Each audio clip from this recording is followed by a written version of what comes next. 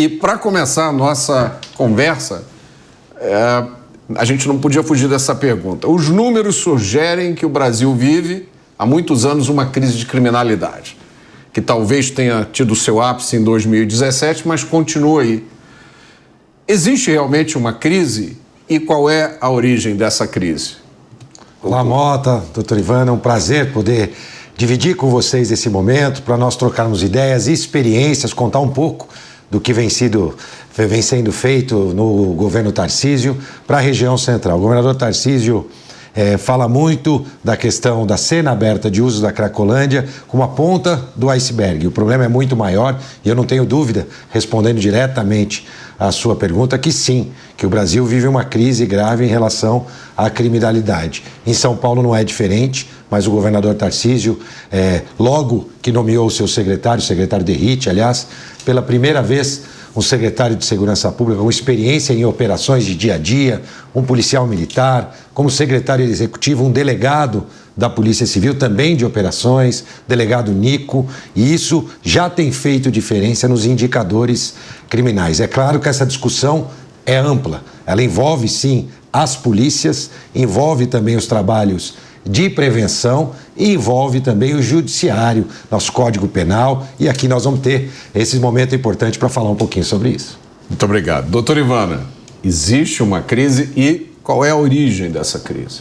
Pois é, né? Primeiro, muito obrigado pelo convite, vice-governador Mota. Para nós é sempre um desafio poder falar sobre esse tema latente e existe, né? Eu sou desembargador, sou juiz há 34 anos e acompanho, né, todo esse desencadeamento de crime organizado no país, que hoje não é mais um problema do estado de São Paulo, né? Estudos e pesquisas e o próprio Poder Judiciário fica atento que o país inteiro, né, tem esse desafio. A gente tem um desafio geopolítico, né? O país é um país que tem uma fronteira muito grande, com 10 países, muitos deles produtores de cocaína e maconha, e tudo isso, de alguma forma, acaba passando pelo país, gerando toda essa movimentação, e hoje, né, o país, o Brasil, é um dos grandes players no tráfico transnacional do mundo inteiro. Hoje isso eclodiu, se fala sobre isso, a imprensa, né, tem a coragem de falar sobre esse tema, um tema que nunca foi fácil, né? Ninguém queria discutir esse tipo de situação. Hoje você tem um governo aqui no estado de São Paulo que enfrenta isso e a imprensa que dá luz a esse debate. Esse é um tema muito complicado. Muitas vezes é difícil para o cidadão comum entender o que está acontecendo. Parece que todo dia surge uma informação nova, todo dia operações policiais revelam coisas que a gente jamais imaginava que estivesse acontecendo, áreas que são infiltrados pelo crime organizado. E eu pergunto a vocês, qual é a realidade do crime organizado no Brasil? Essas organizações criminosas são bem financiadas, parece que tem quadros treinados, excelente assessoria jurídica, elas já representam uma ameaça ao Estado brasileiro. E aí eu trago como exemplo a história do Novo Cangaço, né? São tropas que tomam de assalto cidades. Isso já não é uma ameaça à segurança nacional? O Estado brasileiro está preparado para esse combate? E aí eu trago o que o Estado de São Paulo está fazendo agora. Olha, especificamente no Estado de São Paulo, primeiro a prioridade no tema segurança. O governador Tarcísio é muito claro na valorização dos homens e mulheres das forças de segurança. Acho que isso tem que começar por aí. Aqueles que acordam todos os dias, saem às ruas, colocando as vidas deles em risco para cuidar das nossas vidas. Claro, um trabalho de inteligência que deve ser integrado. Infelizmente, o que nós temos são dados que não se transformam em informações úteis dentro do próprio estado de São Paulo, e por isso que nós estamos mudando isso, bases de dados da Polícia Civil, da Polícia Militar, da própria Secretaria de Administração Penitenciária, que funcionam de forma desconectadas. Ao longo dos últimos 8 meses, nós temos feito um grande esforço em conectar essas bases de dados para transformar esses dados em informação a serviço do cidadão. Então, isso nunca foi feito. Além disso, nós temos o outro desafio, que é integrar justamente com os dados do governo federal. E nos municípios, já que a gente tem eu que já fui prefeito, né, Mota? Fui prefeito de São José dos Campos. A gente tem uma atuação hoje dos municípios também em apoio a essa questão da segurança pública. É uma obrigação do Estado, claro, e do governo federal, mas os municípios têm atuado com as suas guardas civis municipais, o que tem ajudado também, né, a população em respostas importantes que os municípios dão, mas o desafio é integrar também com os municípios, com sistemas de inteligência, de tecnologia e de informação. E, claro, por parte do governo federal, como bem citado pela nossa desembargadora, essa questão das nossas fronteiras, um país com dimensões continentais e, principalmente, na minha opinião, um olhar ainda maior na rede bancária. Quer dizer, na verdade, a gente poder seguir e perseguir o rastro do dinheiro. Hoje a gente tem novas ferramentas, tem o Pix hoje, que traz rastreabilidade, mas a gente não tem visto uma utilização efetiva disso. Nós tivemos recentemente uma operação aqui com o Ministério Público, aliás, uma operação contra o ecossistema, né, justamente do crime organizado aqui, em especial na região central da cidade de São Paulo, mas que é uma representação do que acontece em outras regiões também do estado e até mesmo do Brasil, onde a gente viu 44 imóveis adquiridos com dinheiro do crime organizado, alguns deles com operações aparentemente legais do dia a dia, e vale lembrar também o crime organizado avançando em prestação de serviço público, né, com empresas que prestam serviço na área de coleta de lixo, na área de transporte público, e também tivemos uma operação aqui na cidade de São Paulo, no estado de São Paulo, ao longo da gestão Tarcísio, nesse sentido.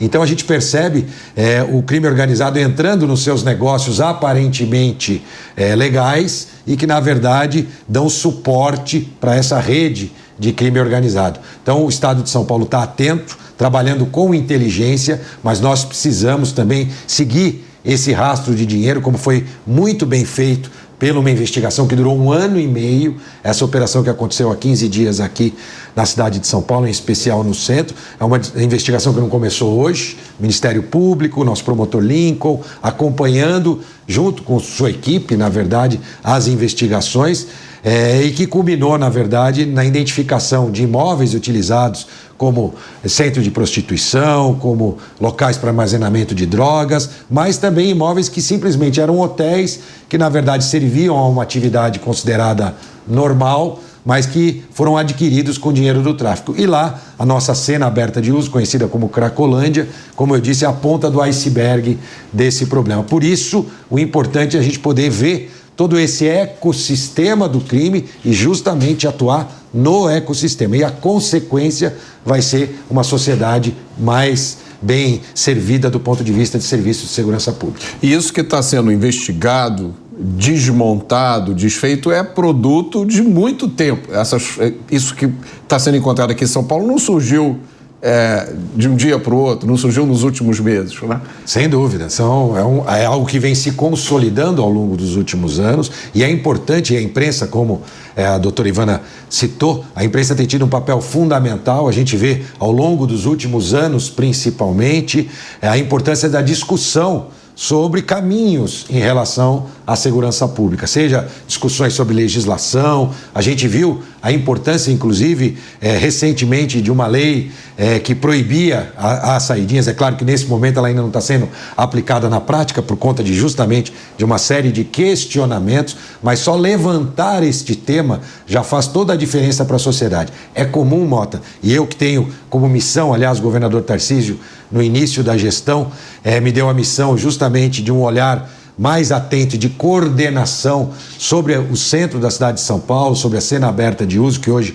está ali na Rua dos Protestantes, e eu tenho atuado e trabalhado também com um olhar especial em relação a esse tema e a essa missão dada pelo governador. E a gente tem esses desafios que envolvem, inclusive, comum, eu recebo a cada 15 dias os consegues, que tem um papel importante, que são os voluntários da sociedade trabalhando pela segurança pública, síndicos de prédio, lojistas da região central, associação de lojistas, e às vezes eles me procuram e falam: mas Felício, tem um prédio ali que todo mundo sabe que é o lugar que os ladrões vendem os celulares roubados, de receptação desses celulares.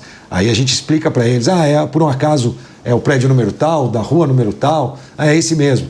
Ele já está sob investigação, inclusive já prendemos 10, 15, 20 pessoas ali que estavam cometendo esse tipo de crime. Mas é um crime com um baixo potencial ofensivo. A gente prende esse receptador, 2 dias depois está ele, ou melhor... até 24 horas na audiência de custódia, né? Lá está ele no mesmo local, parecendo que as forças de segurança não têm atuado. Muitos até imaginam que possa haver algum tipo de ação de corrupção que impede os policiais de agirem especificamente. Mas, na verdade, às vezes, tem ações frequentes e constantes e que, infelizmente, quando você vai seguir os ritos legais, a gente acaba não conseguindo manter esse criminoso preso. Nós estamos fazendo um pouco diferente, tentando construir e mostrar que ali se trata não de atividades isoladas, mas de fato do crime organizado atuando com várias formas de atuação na região central, e a gente tem tido algum resultado para minimizar esse impacto. Vou dar um outro exemplo clássico, na cena aberta de uso, e eu já tive a oportunidade de estar com a doutora Ivana, aliás, todas as ações nas cenas abertas de uso também têm a contribuição da doutora, eu tive a oportunidade de conversar com ela e muitos atores importantes, seja do judiciário, de entidades, a própria prefeitura que atua em conjunto, e nós temos, então, lá na cena aberta de uso, 60% dos usuários, aliás, pela primeira vez, todos os usuários ali estão qualificados. Nós sabemos exatamente quem está nesse momento ali na Rua dos Protestantes. 60% dos usuários, pasmem, você que está nos acompanhando, estão descumprindo medidas judiciais. Ou seja, ele foi preso, depois ele foi solto em regime semiaberto, está aguardando julgamento, e o juiz já disse a ele que ele deveria cumprir determinadas regras para permanecer solto. Por exemplo, voltar à sua casa depois das 10 horas da noite, obviamente não frequentar um ambiente de cena aberta de uso, e ele descumpre isso e, na verdade, acaba não acontecendo. Nós já notificamos 2.000 usuários que estão descumprindo as medidas e aguardamos agora a decisão do judiciário ou para regressão da pena, né, ou para algum outro tipo de atitude. Então nós temos, por exemplo, um problema como esse na cena aberta de uso. Normalmente na sentença o juiz já coloca claramente que se ele descumprir, ele deve ser encaminhado à prisão, mas na prática nós não podemos fazer isso. Ele tem que ser identificado, levado para o judiciário, para uma audiência de custódia, às vezes até para uma oitiva, ele não pode ser preso imediatamente, na grande maioria dos casos, ainda que conste ali na sentença que quando deu a oportunidade dele da progressão da sua pena, já está muito claro quais eram as medidas. Então são algumas dificuldades, mas a gente não pode ficar reclamando. A gente tem que fazer a nossa parte. O governo do estado de São Paulo contratou mais policiais, tem trabalhado na inteligência, câmeras com reconhecimento facial, implementamos os totens e vamos ter a oportunidade de falar um pouco sobre isso. Eu quero voltar nesse assunto da cena aberta de uso, mas eu quero trazer esse ponto para a doutora Ivana. Doutora Ivana, a gente vê uma assimetria muito grande, né? Quem combate o crime luta uma luta assimétrica. Do lado de lá, vale tudo, se pode tudo. O lado de lá, inclusive, tem defensores inexplicáveis, né, que tem gente que defende o direito de se usar droga no meio da rua. O lado de cá tem que seguir todas as regras. Como é que o Estado brasileiro pode enfrentar essas organizações que têm todo esse capital financeiro, de relacionamento, assessoria jurídica? Como é que é esse combate? É possível isso? Pois é, né? Um ponto que a gente tem que colocar, e o vice-governador a gente já conversou sobre isso, é primeiro se despir dessa ideia de que crime organizado ou que traficante de droga é aquele moleque que está na biqueira, sem camisa, de bermuda, vendendo cocaína. Essa é a ponta, né? O limite, é o peão desse grande tabuleiro que é o crime organizado. Hoje, quando a gente estuda e trabalha no tema, e o Lincoln é um grande promotor de justiça que atua, né, de forma muito séria, envolvido, aliás, todos os GAECos, né, você já percebe que a estrutura do crime organizado está muito além de tudo isso.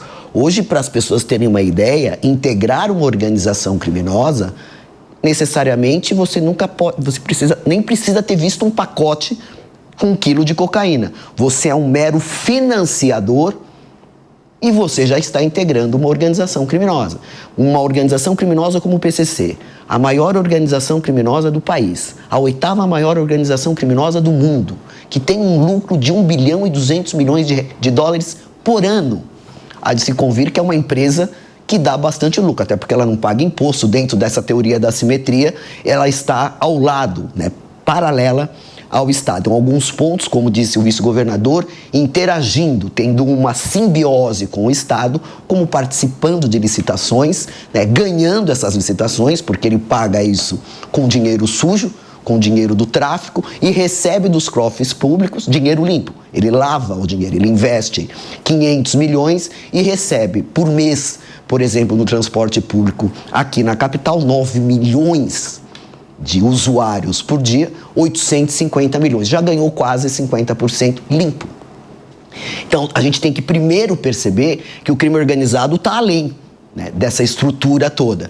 O Brasil é o 2º maior consumidor de cocaína do mundo. Só perde dos Estados Unidos. A cocaína, como nós sabemos, vem da Colômbia, vem da Bolívia, entra pelo Paraguai, hoje pode entrar, inclusive, pela Rota dos Solimões, uma rota nova, entre aspas, né, já superando a Rota Caipira, uma rota conhecidíssima de tráfico de entorpecente. Só que essa droga, para ser usada no Brasil, ela precisa de insumo químico. Então eu já não tenho mais só o traficante trazendo a droga, atravessando o país, deixando uma parte aqui e levando o resto para o exterior. Eu já tenho outros players que, por exemplo, entram com esses insumos químicos para essa droga em pasta ser trabalhada e vendida ao varejo. Então, não é por outro motivo que a gente vê. Eu, pelo menos, tenho no tribunal, temos vários processos já envolvendo empresas químicas que também trabalham, entre aspas, esse trabalho, logicamente, com o crime organizado, fazendo com essa cocaína em pasta, né, se transforme em cocaína em pó para venda ao varejo, já que na regra simples de comércio, você produz aquele produto que o consumo é garantido. Então, esse olhar que nós estamos tendo hoje, isso graças às investigações, e essa teoria é muito boa, porque se investigar hoje é usar inteligência e tecnologia, né, porque se você subir um morro ou entrar numa comunidade, a polícia hoje toma tiro, situação que eu, que sou juiz há 34 anos, nunca presenciei, hoje a polícia toma tiro. Eles nunca ousaram atirar contra o sistema de segurança. Hoje se atira contra a polícia, para a gente perceber a audácia que está o crime organizado, né? Além de toda essa estrutura, a sociedade ter essa ideia de lavagem de dinheiro, né, de uso de produtos químicos, de todas as outras condutas criminosas que advêm do tráfico de entorpecentes da organização criminosa. A gente já levantou, o próprio governador já disse, que nós temos cerca de 43 mil postos de gasolina no país. O PCC é dono de 1.000 postos de gasolina no país, aqui no estado de São Paulo. Ou seja, a organização criminosa, com esse lucro que chama a atenção de qualquer um, né, tem que transformar esse crime, produto provento do crime, que é o dinheiro, né, em possibilidade de utilização. E é por isso que eles usam o movimento da Cracolândia para movimentar e influenciar o sistema imobiliário da capital de São Paulo.